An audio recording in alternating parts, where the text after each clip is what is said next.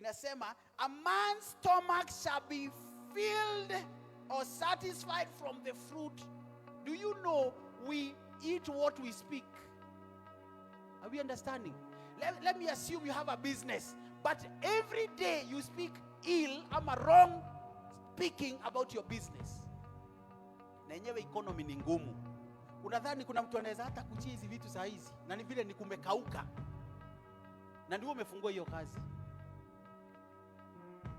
Na nisikiza. Na ni kila siku ukifika hapo, mimi hata sika leo watu wako town. Watu hawako.